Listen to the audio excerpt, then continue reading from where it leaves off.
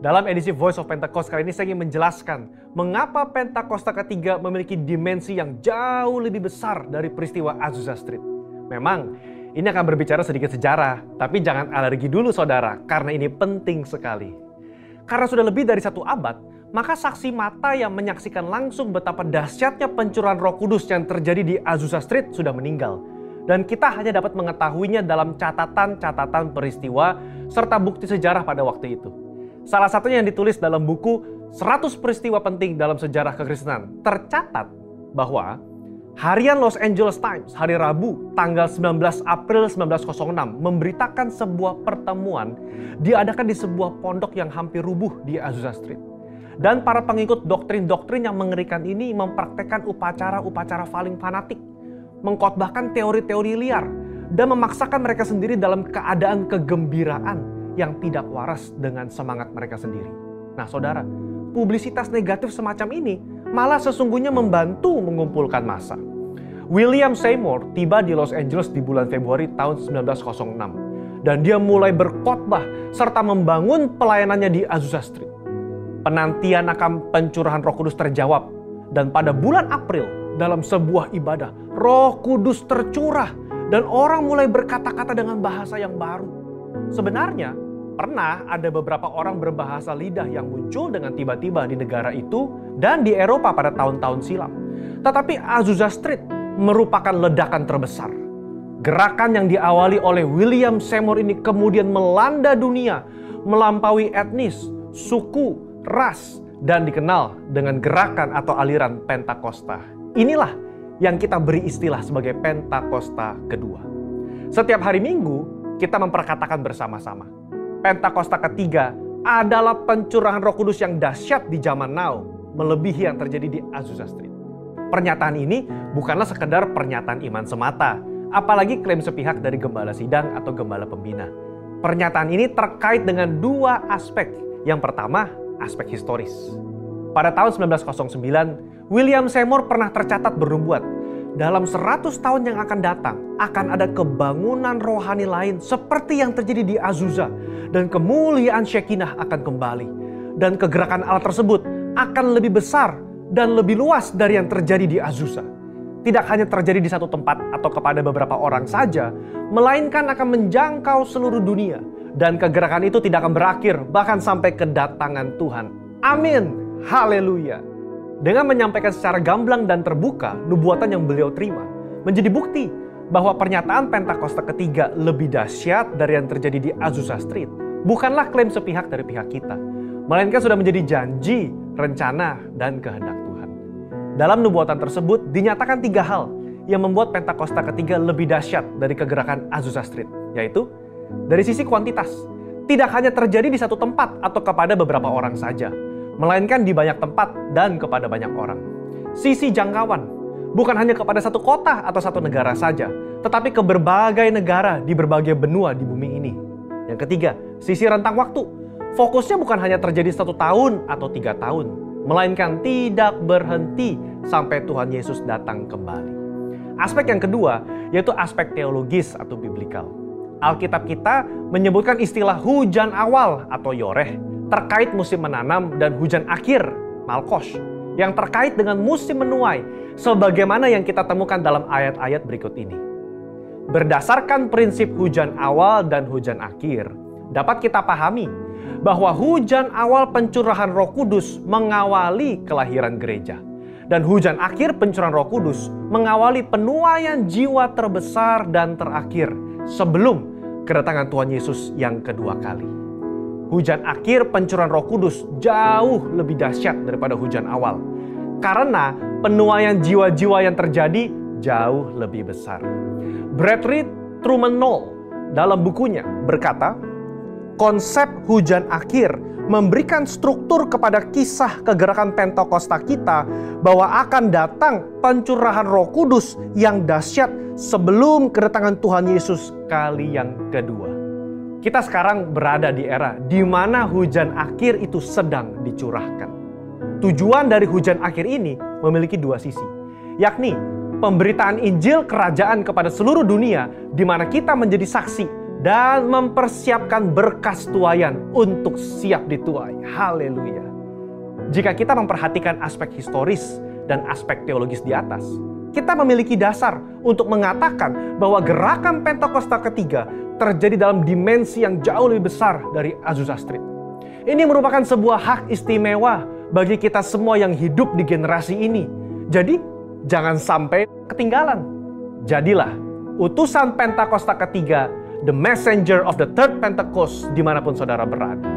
Untuk penjelasan lebih lengkapnya dari tim teologi kami, jangan lupa buka link yang ada di atas atau scan QR Code yang tersedia. Tuhan Yesus memberkati.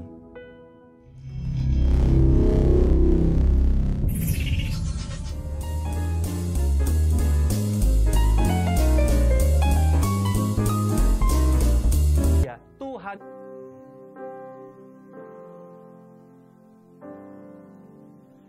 Belum pernah ada kasih di dunia sanggup menerima diriku apa adanya selain kasih-Mu, Yesus. Mari katakan, sungguh tiada lagi Tuhan,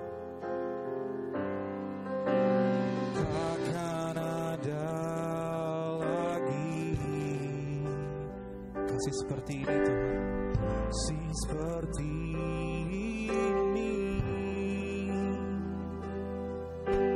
Sanggup mengubahkan hidupku menjadi baru selain kasih-Mu, Yesus. Katakan, Kau kukagumi Tuhan,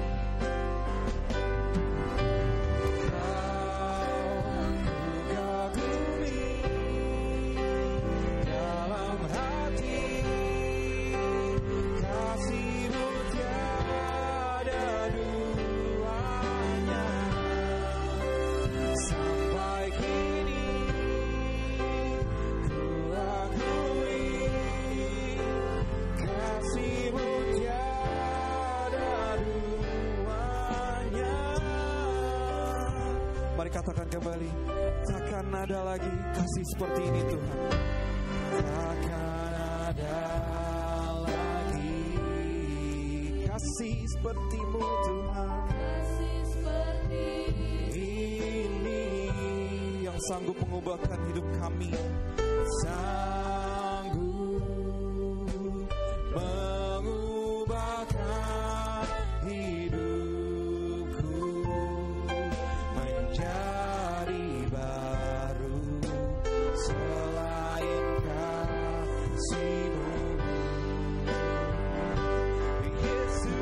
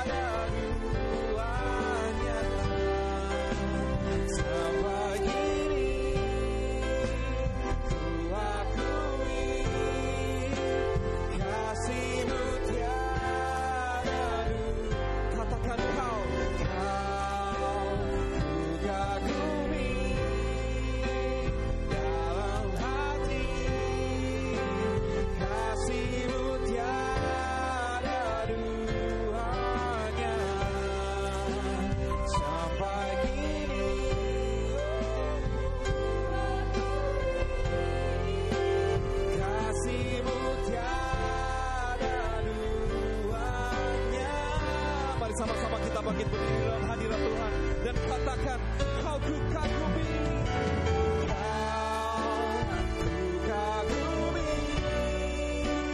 dalam hati, kasih-Mu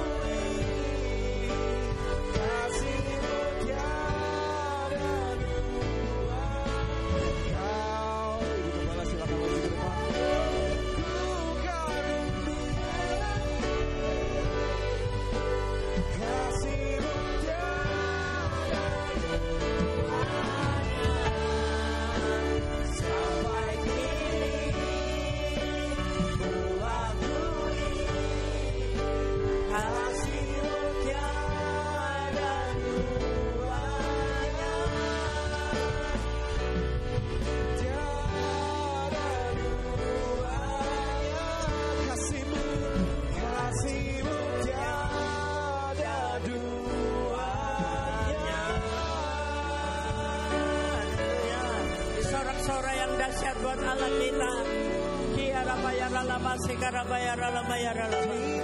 Kasih Yesus sempurna, tidak ada duanya. Oleh karena itu biarlah terus Engkau mengasihi Yesus sepenuh hatimu. Terima kasih Tuhan untuk sore hari ini. Kami boleh bersama-sama kembali di dalam ibadah ini. Biarlah Roh Kudus kami undang terus menyertai kami, mengurapi dengan urapan yang baru, sehingga kami boleh menerima kembali satu refreshment daripada Tuhan, penyegaran kembali untuk Roh Kudus yang ada pada kami. Mungkin sudah hampir padam, mungkin sudah pergi meninggalkan kami.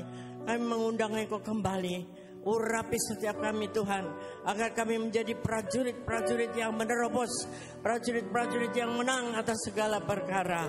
Terima kasih Tuhan, turunkan kuasa-Mu sore hari ini, supaya kami pulang tidak sama pada waktu kami datang. Yang setuju dan siap diberkati Tuhan, katakan bersama-sama, amin, haleluya. Katakan sekiri kanan, aku penerobos. Aku penerobos. Bersama Yesus. Bersama Yesus. Yang sudah bangkit. Sudah bangkit. Dan naik ke surga. Dan naik ke surga. Amin. Amin. Disorak-sorak sekali lagi. Haleluya.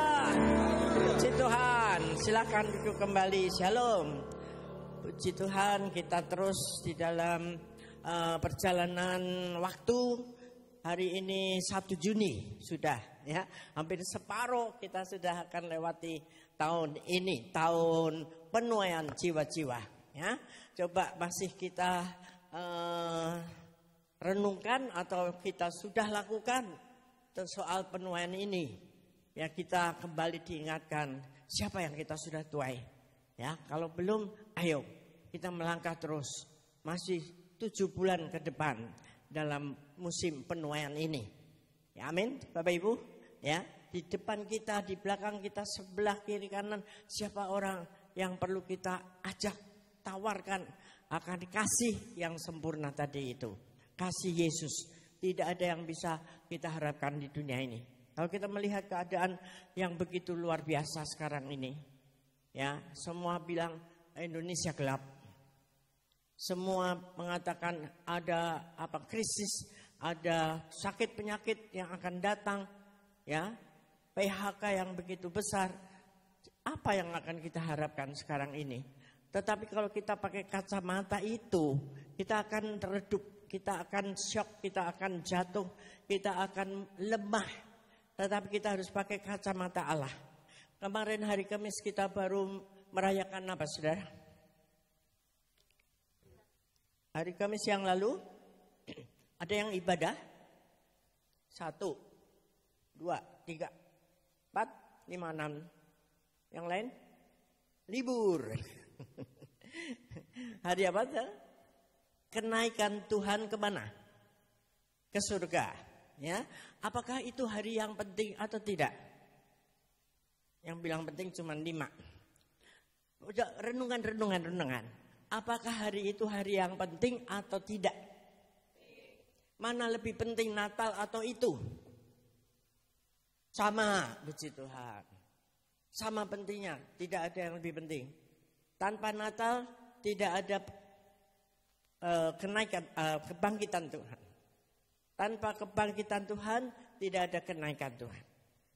Tanpa kenaikan Tuhan tidak ada rumah kita di surga. Tidak ada Roh Kudus yang diturunkan. Amin. Tapi saya agak bingung, saudara. Ada beberapa gereja yang tidak merayakan hari itu. Jangan bilang masalah gereja kecil atau besar. Ada dua-duanya. Ya, dianggap itu hari libur begitu aja. Tanggal merah, apalagi long weekend. Ya toh? Banyak. Hanya menikmati. Sekarang dipakai dengan sebutan kenaikan Yesus Kristus loh. Amin. Bukan Isa Al-Masih lagi. Ya, yang penting sekarang kita tangkaplah. Kalau memang ada kepentingan keluarga, ada yang menikah, ada yang ya oke saja. Tapi yang penting kita tahu bahwa kenaikan Yesus Kristus adalah hal yang penting. Atau bahkan sangat penting. Karena dia ke surga untuk apa? Menyediakan tempat buat kita. 1, Dan yang kedua, memberikan apa? Roh Kudus, roh penolong, roh penghibur, roh yang menyertai kita selalu di dalam hidup kita ke depan selanjutnya. Nah, pada waktu dia naik ke surga itu, dia ada di mana posisinya, saudara? Posisi Yesus Kristus di surga itu ada di mana? Halo? Ada orang di sini?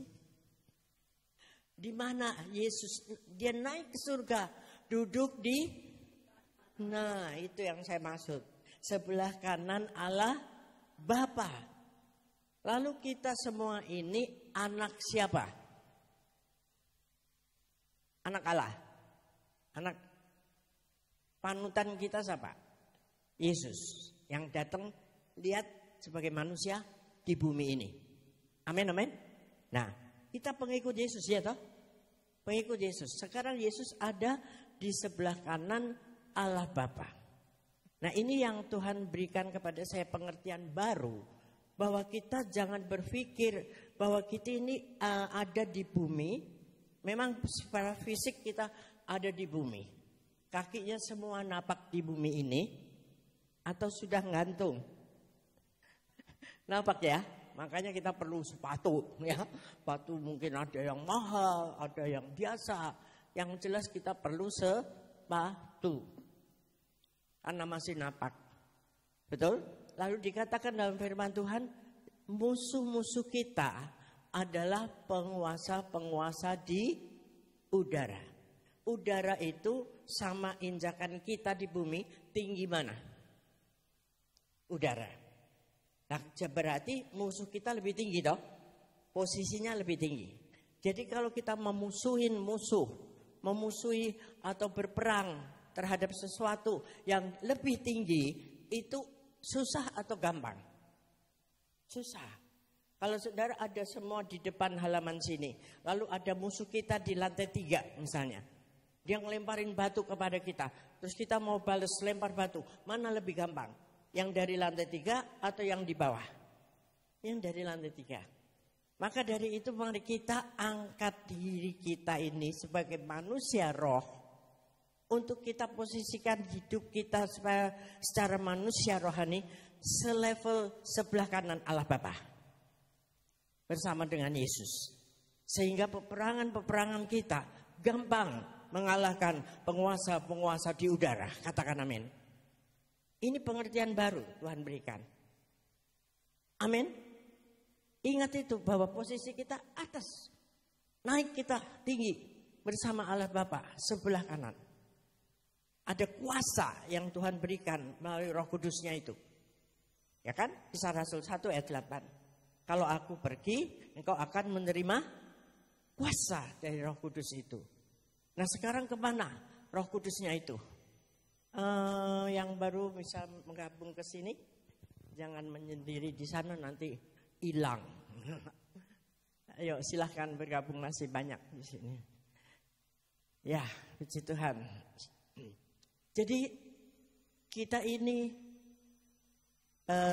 hari-hari ini setelah Yesus naik ke surga, kita 10 hari saat itu ya menantikan pencurahan Roh Kudus.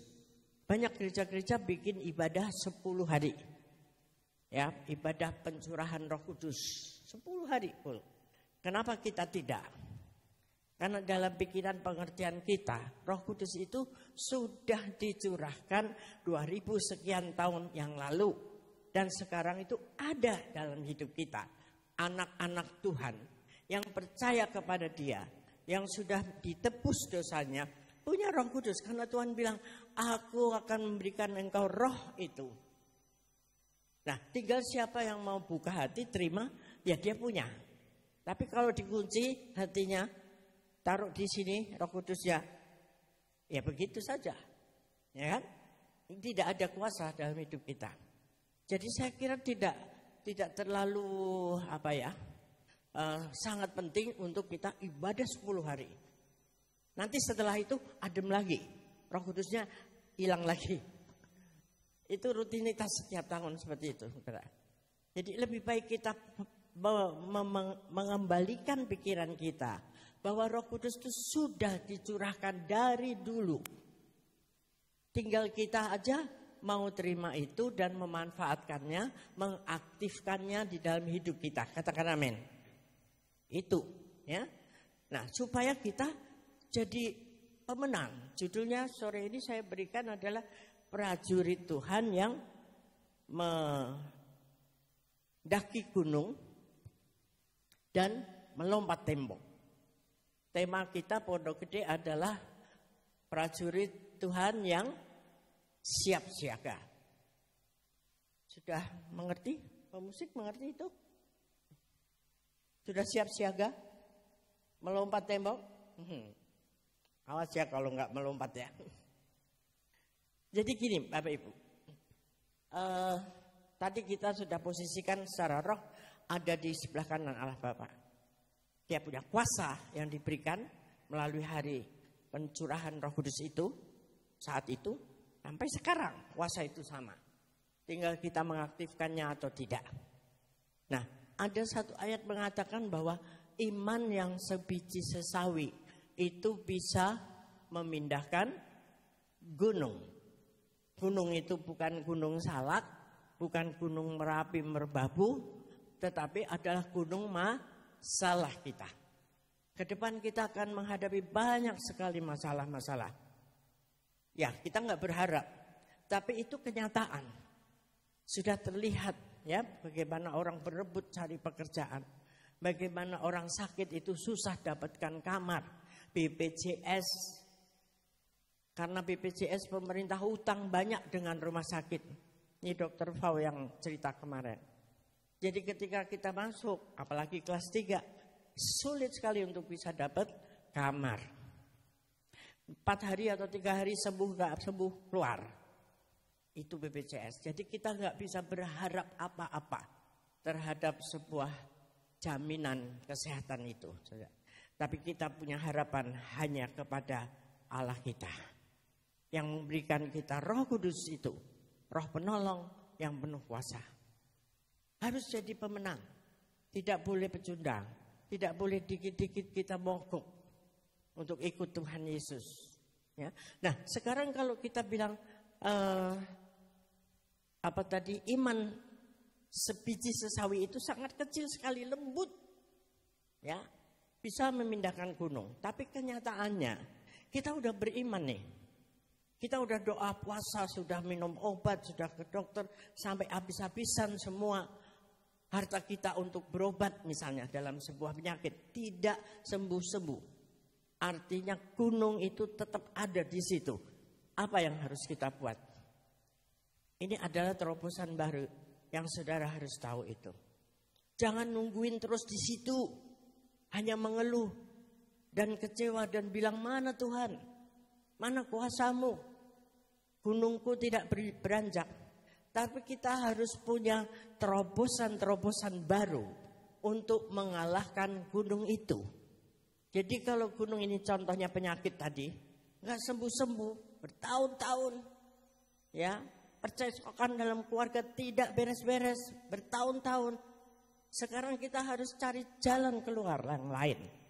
Tetap iman kita kepada Tuhan, cari jalan untuk bisa mendaki gunung itu sampai tiba di sisi yang lainnya. Di belakangnya atau muter jalan memang lebih capek ya, lebih berkorban, tapi tak bisa kita duduk di situ aja menantikan gunung itu beranjak sendiri. Lalu kalau itu adalah berbentuk satu tembok raksasa, tembok seperti tembok Yeriko, itu tebalnya belasan meter, saudara. Lalu kita coba untuk mengelilinginya seperti Yosua. 13 kali dia keliling, roboh. Itu karena Tuhan suruh. Amin. Jangan memikirkan itu akan terjadi pada hidup kita. Tetapi Tuhan punya spesifikasi masing-masing kita. Mungkin caranya tembok itu tidak dengan dikelilingi, tetapi engkau mesti harus lubangi itu tiap hari. Artinya terobos terus dengan tetesan air mata, dengan doa, dengan iman, keyakinan, pakai palu yang besar. atau cari tangga untuk kita bisa melompati tembok itu. Jadi maksudnya kita harus menerobos, mencari jalan lain untuk kita bisa sampai pada terobosan yang Tuhan sudah jamin kita pasti bisa. Amin. Karena kita ada di atas tadi. Posisi kita secara roh itu ada di atas. Jadi sangat gampang kita untuk mengalahkan musuh-musuh itu. Nah, itu janji Tuhan, kemenangan buat kita. Lalu caranya bagaimana supaya kita bisa terus menang, tidak kalah melulu. Ada beberapa tips hal yang kita perlu lakukan. Efesus 6 ayat 10 sampai 20. Ya, kita akan baca bergantian. Saya mulai ayat 1. Akhirnya hendaklah kamu kuat di dalam Tuhan, di dalam kekuatan kuasanya. Jadi kita mesti menguatkan diri kita. Bukan Tuhan yang bekerja menguatkan kita di dalam kuat kuasanya. Tapi kita yang akan bilang aku kuat. Amin. Amin. Kalau saudara bilang jaga hatiku. Ya kita yang jaga, bukan Tuhan yang jaga. Tapi dengan kuat kuasa daripada Tuhan itu yang ada dalam hidup kita. Terus silakan saudara, 1, 2, 3.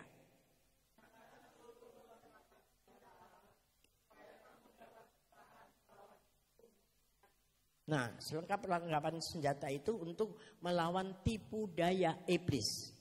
Tipu daya zaman sekarang ini macam-macam yang judi online seolah-olah menolong kita dengan mudah. Hari ini nggak ada duit yang mudah, saudara. Ya, mesti harus berperjuangan. Jangan tertipu. Harus klik ini, engkau akan terimain dan sebagainya. Ya, kita diubah oleh Tuhan untuk lebih waspada lagi. Terusnya, karena perjuangan kita bukanlah melawan darah dan daging, tetapi melawan pemerintah-pemerintah, melawan penguasa-penguasa, melawan penghulu-penghulu dunia yang gelap ini, melawan roh-roh jahat di udara tadi itu. Ya, terus silakan.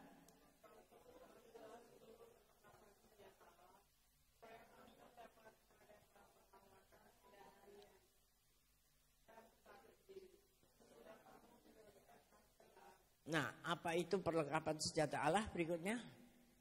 Jadi berdirilah tegap, berikat pinggangkan kebenaran dan berbaju sirahkan keadilan. Kebenaran dan keadilan harus kita hidupkan dalam hidup kita.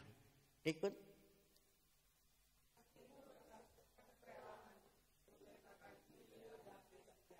Nah, kerelaan untuk menginjil, untuk memberitakan kabar baik Tuhan Yesus. Jesus for everyone. Itu yang kita dapatkan. Memang benar sesuai semua klop, saudara. Jangan diem aja hari-hari ini. Banyak orang susah. Kita harus muncul sebagai perantara, sebagai penolong. Jangan susah. Memang kita juga susah sama-sama. Tapi kita punya pengharapan di dalam Yesus. Yang lain belum tentu. Sehingga mereka ikutin perkataan-perkataan yang bilang Indonesia gelap dan sebagainya. Terus dalam segala keadaan pergunakanlah perisai iman. Iman kita jangan goyah. Sebab dengan perisai itu kamu akan dapat memadamkan semua panah api dari si jahat. Dengan iman yang kokoh kita padamkan semua tipu daya iblis. Dengan iman kita tolak segala tawaran-tawaran yang menggiurkan, yang akhirnya membawa kita jatuh tersesat. Terus dan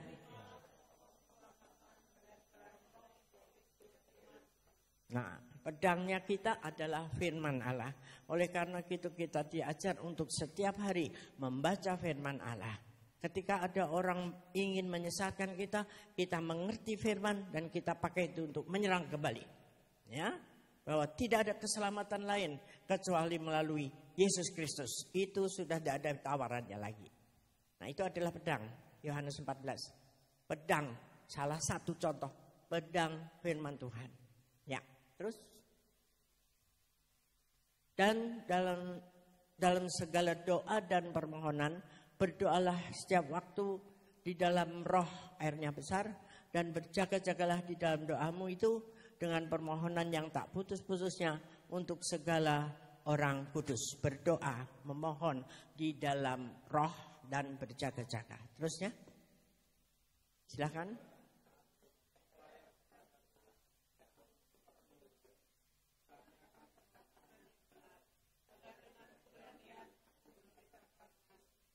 Ya, itulah. Ya, sehingga kita itu diberikan keberanian untuk kita bercerita tentang Injil Kristus, tentang Tuhan yang luar biasa, tentang Yesus Kristus, satu-satunya jalan menuju kepada keselamatan dan surga.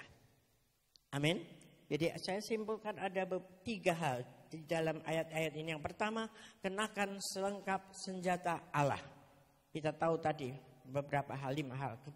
Kebenaran, keadilan, firman Tuhan, iman, ya, apalagi pemberitaan Injil. Ya, lakukan itu semua sehingga kita menjadi pemenang-pemenang.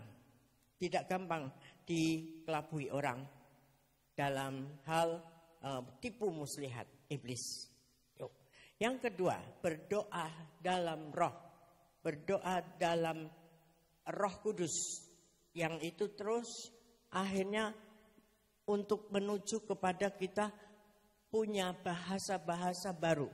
Bahasa-bahasa roh yang Tuhan berikan untuk kita berdoa memuji Tuhan tanpa orang mengerti. Dan tidak dimengerti oleh iblis. Hari-hari ini kita perlu membangkitkan lagi roh itu. Roh berdoa di dalam bahasa roh. Mungkin di sore hari ini masih banyak yang belum terima itu. Tapi engkau punya kerinduan untuk memintanya kepada Tuhan. Tidak perlu mesti harus di KKR yang besar atau harus didoakan seorang hamba Tuhan yang luar biasa. Tapi engkau minta sendiri. Buka hatimu, aku rindu dapat bahasa itu Tuhan. Ada beberapa orang mendapatkannya di kamar mandi. Ada beberapa orang mendapatkannya di pasar. Sedang tidur. Jadi itu anywhere and anytime bisa terjadi dalam kehidupanmu ketika engkau butuh dan minta Tuhan, memohon, membuka hati, maka engkau akan terima itu. Yang setuju katakan amin. Buat apa? Buat apa kita punya bahasa roh itu? Yang pertama, kita berdoa pada waktu kita tertekan, pada waktu kita sedih, sangat berat beban kita. Kita berdoa dengan berbahasa roh, itu iblis tidak bisa menyabot doa kita. Ketika tadi ya soal sakit penyakit misalnya, nggak sembuh-sembuh, lalu kita sedih, kita nangis, kita mengeluh, berkeluh kesah.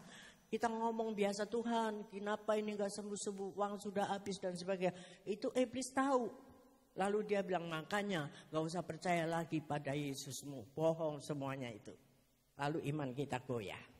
Tetapi ketika kita berdoa di dalam berbahasa roh, iblis tidak ngerti. Bahkan manusia lain pun tidak ngerti apa yang sedang kita gumuli dan doakan. Amin. Amin, setuju? Ya, mintalah itu yang belum.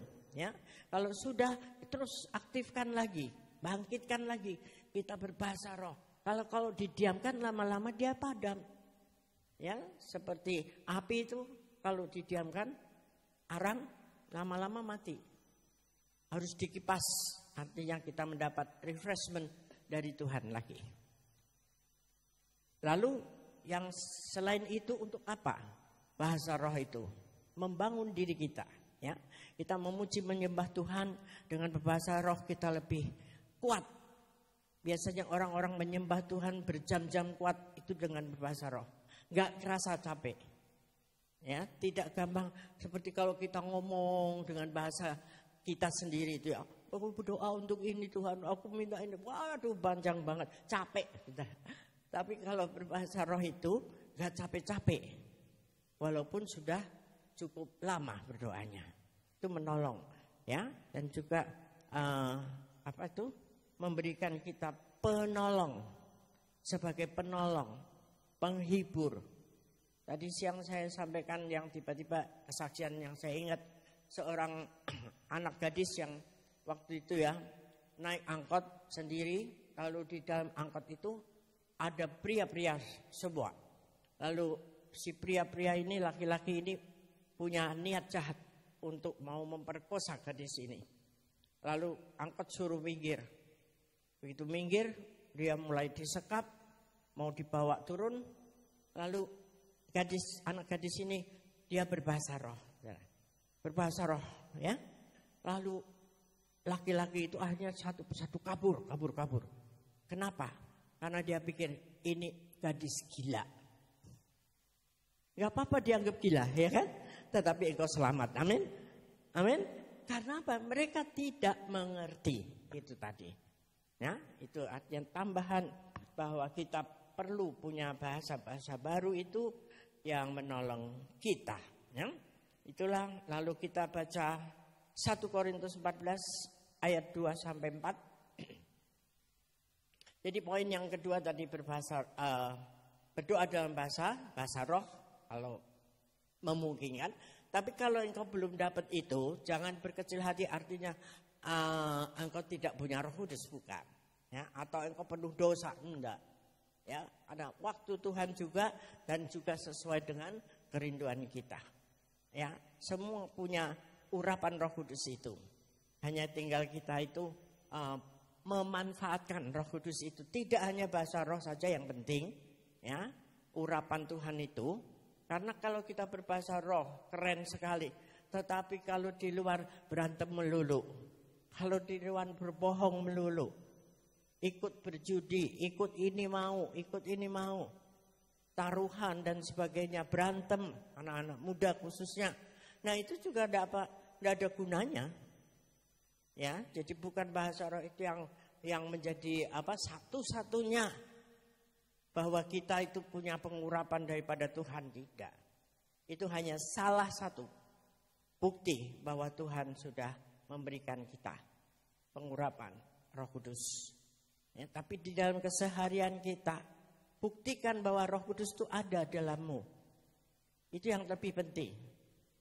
Ketika kita dihina, ketika kita dicerca, ya, dibully, ketika kita dibohongi, apa yang menjadi respons kita?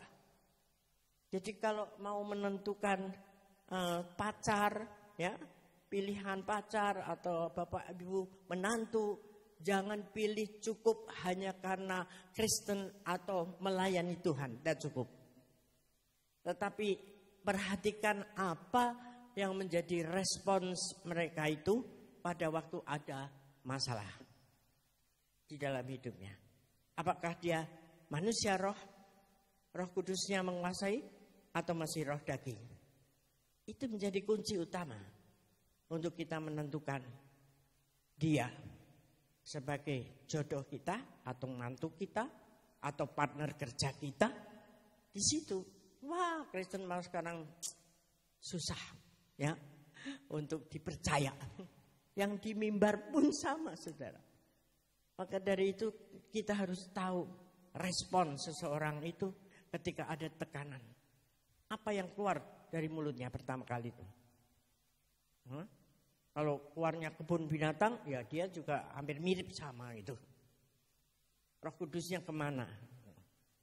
Atau pada waktu ibadah saja menjadi orang manusia roh? Kan enggak. Setiap hari sehingga orang akan tertarik akan hidup kita. Ya, jadi berbahasa roh, berdoa dalam roh, lalu yang ketiga adalah berjaga-jaga selalu.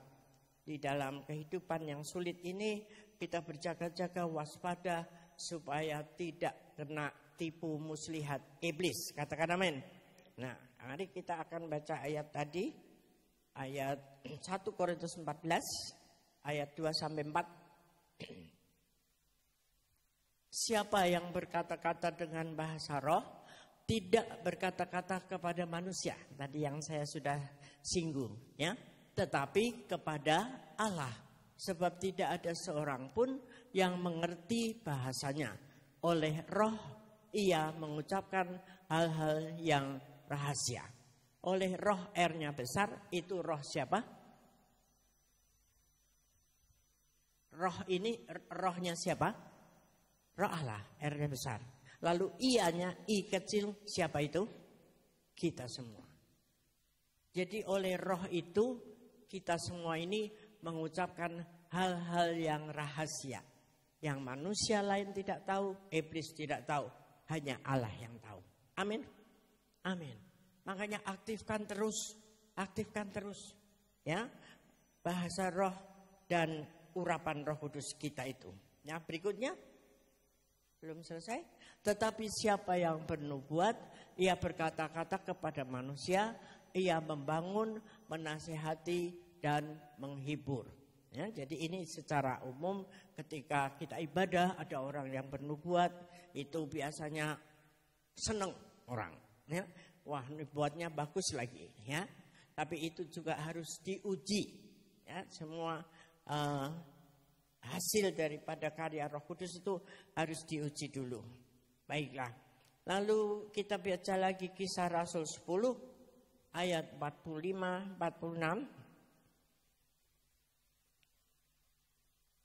Dan semua orang percaya dari golongan bersunat yang menyertai Paulus tercengang-cengang karena melihat bahwa karunia Roh Kudus dicurahkan ke atas bangsa-bangsa lain juga. Terus, sebab mereka mendengar orang-orang itu berkata-kata dalam bahasa roh dan memuliakan Allah. Lalu kata Petrus berikutnya, bolehkah orang mencegah untuk membaptis orang-orang ini dengan air, sedangkan mereka telah menerima Roh Kudus sama seperti kita? Jadi artinya Roh Kudus diberikan tidak hanya untuk orang Kristen, gitulah ditanya. Orang-orang lain bisa terima itu. Mereka kadangkali hidup lebih kudus daripada kita.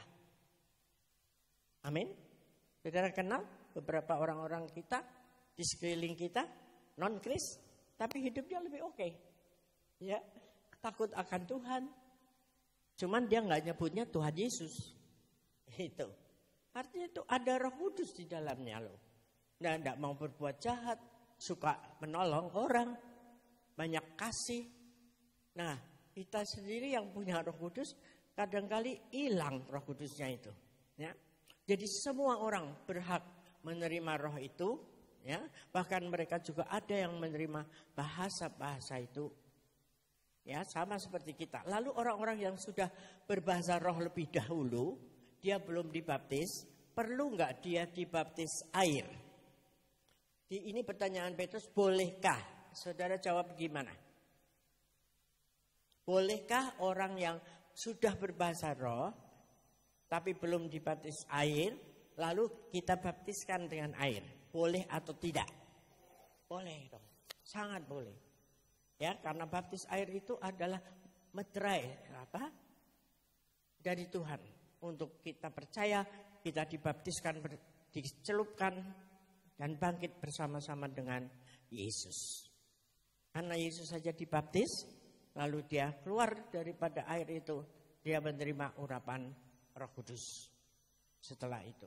Ya, tapi ada yang dijamah Roh Kudus dulu, nah belakangan dia baru percaya dan dia dibaptiskan. It's okay. Amin. Amin, setuju? Ya, gitu. Ya. Lalu satu ayat lagi, Ibrani 7 ayat 25. Karena itu I-nya besar yaitu Yesus sanggup juga menyelamatkan dengan sempurna semua orang yang oleh dia datang kepada Allah. Sebab ia hidup senantiasa untuk menjadi pengantara mereka. Iya, Yesus itu ya bisa menyelamatkan kita dengan sempurna. Dan dia datang kepada Allahnya sebab ia hidup senantiasa untuk menjadi pengantara antara Allah dan kita. Dia duduk di sebelah kanan Allah Bapa tadi, sudah enggak secara fisik di dunia, tetapi dia menjadi pengantara. Mendoakan kita, berdoa syafaat untuk kita semua yang masih di bumi ini. Supaya apa? Supaya kita tetap selamat sampai akhir. Karena ada 3 jenis keselamatan. Kemarin juga yang dibahas lagi oleh Pak Niko. di doa pengerja kita. Yang pertama, ada orang-orang sebagai murid. Kita ini kan sebagai murid Tuhan. Dan waktu itu juga Tuhan punya 12 murid. Apakah semua 12 murid itu selamat sampai akhir? Tidak. Yang jelas si Yudas. Bahkan dia sampai jual Yesus. Mamon, uang, itu sangat perlu. Sangat menarik hati. Yang seringkali membuat kita jatuh dan meninggalkan Yesus. Ini apa? Tandingannya Yesus itu dengan mamon. Jadi kita nggak bisa mencintai Yesus lalu mencintai mamon bareng-bareng, tidak mungkin. Ya, kita perlu uang, kita perlu mamon, tapi dengan kapasitas dia di bawah Yesus. Amin, amin. Ya. Jadi supaya kita selamat, ya tadi jadi tidak semua murid atau pengikut Yesus berakhir dengan selamat. Makanya hati-hati harus berjaga-jaga tadi. Yang kedua, mungkin selamat tapi nyaris tidak selamat. Artinya yang dibilang masuk surga tapi banyak seperti dari dalam api. Artinya banyak jatuh bangun. Ikut pengaruh orang, meninggalkan Yesus, lalu pada jatuh dalam macam-macam pencobaan, sakit penyakit, kebangkitan, akhirnya dia bertobat kembali dan diselamatkan. Itulah yang disebut nyaris tidak selamat. Lalu yang ketiga adalah yang selamat sempurna seutuhnya. Dan itu yang terima mahkota, semua jenis mahkota. Dan nanti kita bersama-sama dengan Allah Bapa satu level di surganya. Amin. Mau yang mana? Nomor 1, 2, atau 3? Nggak usah dijawab, sudah pasti nomor 3. Pengennya kita. Tapi kita harus berusaha sungguh-sungguh. Nggak otomatis jadi sendiri. Harus berusaha untuk apa? Mendaki gunung tadi. Ya, jangan mudah menyerah. Gunungnya nggak pergi-pergi. Buat apa beriman kepada Yesus? Tinggalin aja, cari yang lain, alternatif lain. Habis. Jangan, tetap setia. Walaupun tetap gunung itu ada, yang penting kita selamat sampai di surganya Allah. Amin. Amin. Sakit penyakit gak pergi sampai kita mati, tidak apa-apa. Belajar untuk menikmati penderitaan itu. Bahasanya itu, menikmati sengsara. Bisa nggak? Kita belajar. Ya, miskin, udah berusaha jatuh lagi, nggak ada salah loh. Artinya bukan karena kesalahan kita. Udah jujur, udah apa. Tapi terus saja dalam keadaan kekurangan. Nikmati dalam keadaan kurang itu. Tuhan tidak akan membuat kita mati tanpa makan karena kekurangan. Amin. Karena itu adalah proses masing-masing kita. Jenisnya beda-beda. Ya, ada lewat sakit penyakit, ada lewat kebangkrutan, kemiskinan, ada yang ngelewatin terus, ada masalah-masalah datang dalam hidupnya. Tetapi percayalah, terobos itu sampai Tuhan datang dan kita dapat keselamatan yang sempurna, mahkota yang seutuhnya. Amin.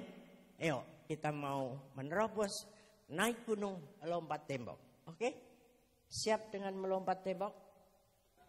Ada lagu lama, ya. Ku kalahkan musuh dan melompat tembok. Tahu itu? Tahu? Ya, yang baru lahir zaman ini mungkin belum kenal. Tapi kita belajar untuk melompat tembok. Karena janjinya adalah kemenangan. Amin. Yuk kita bangkit berdiri semua. Dan kita akan praktekkan lompatan kita. Ya, Bapak Ibu semua sama saya paling mudah. Ya kan?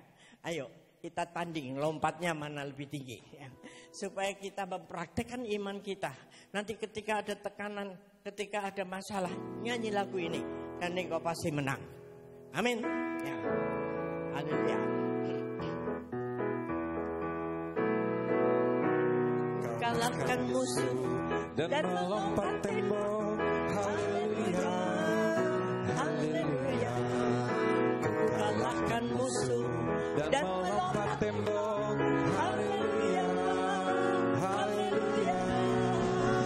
Janjinya kemenangan, Dia keselamatan, ku kalahkan musuh dan melompat tembok.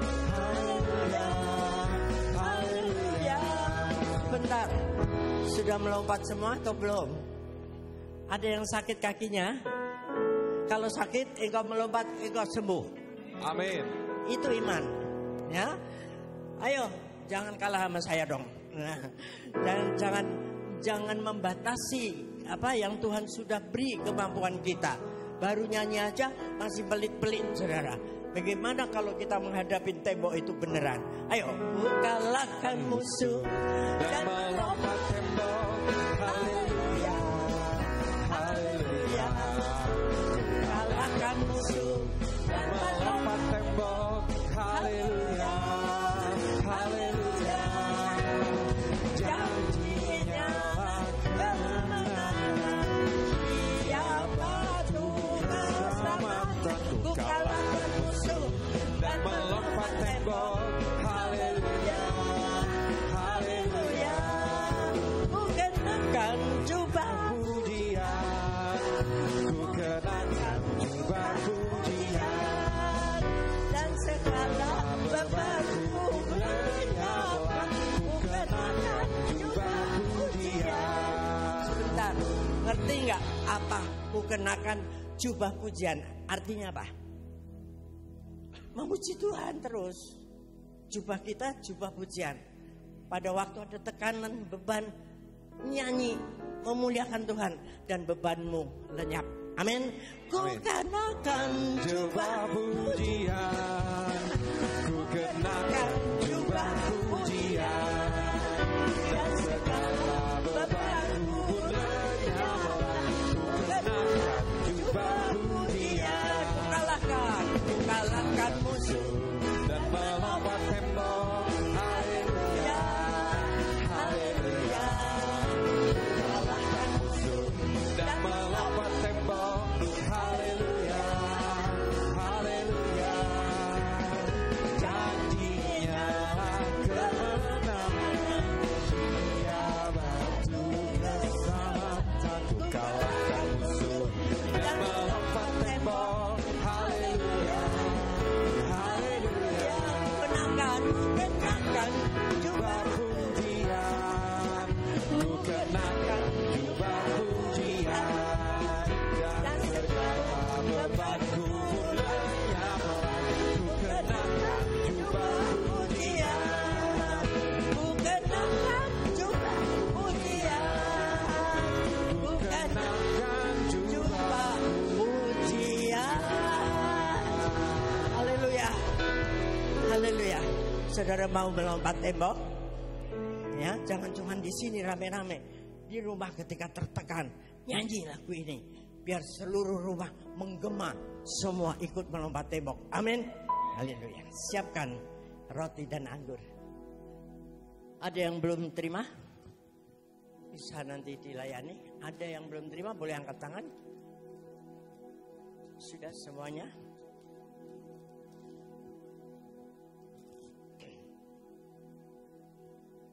Kalau sudah, mari kita angkat roti di tangan kanan kita. Tinggi-tinggi, periksa hatimu sejenak.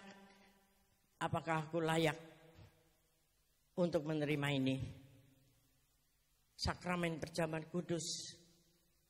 Supaya ada kuasa turun atas kita. Kuasa darah Yesus. Kuasa salib. Di dalam kehidupan kita. Yang tidak gampang ini. Terima kasih Tuhan. Berkati setiap kami. Berikan urapan yang baru, pengertian bahwa kamilah umat pemenang dan penerobos. Haleluya. Mari angkat di tangan kanan tinggi-tinggi, sebab apa yang telah kuteruskan kepadamu telah kuterima dari Tuhan, yaitu bahwa Tuhan Yesus pada malam waktu ia diserahkan mengambil roti, dan sesudah itu ia mengucap syukur atasnya, ia memecah-mecahkannya dan berkata, inilah tubuhku yang diserahkan bagi kamu. Perbuatlah ini menjadi peringatan akan aku. Saudara yang kasih Tuhan, bukankah roti yang kita pecah-pecahkan ini adalah persekutuan kita dengan tubuh Kristus? Mari kita makan dalam nama Yesus.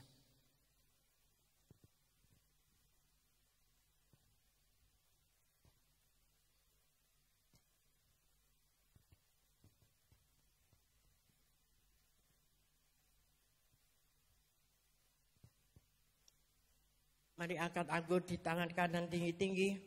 Demikian juga yang mengambil cawan sudah makan lalu berkata, cawan ini adalah perjanjian baru yang dimeteraikan oleh darahku. Perbuatlah ini setiap kali kamu meminumnya menjadi peringatan akan daku. Ingat bahwa ini adalah perjanjian darah antara Yesus dengan kita.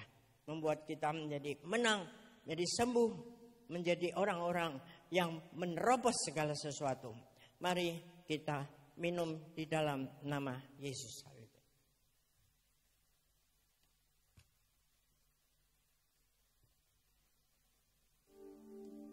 Naikkan syukur, terima kasih kepada Tuhan.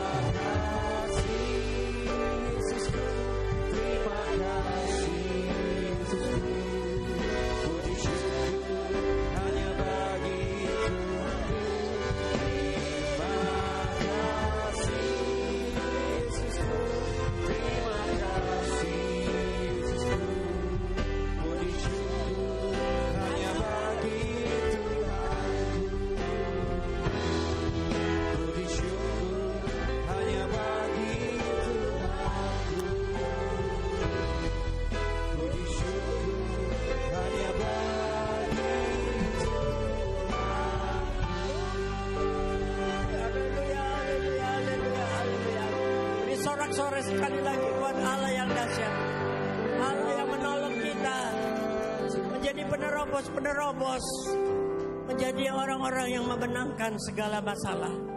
Gunung-gunung apapun, tembok-tembok apapun, lompati itu di dalam kuasa Yesus, naik ke level yang lebih tinggi, duduk di sebelah kanan Allah Bapa kita, menjadi pemenang-pemenang.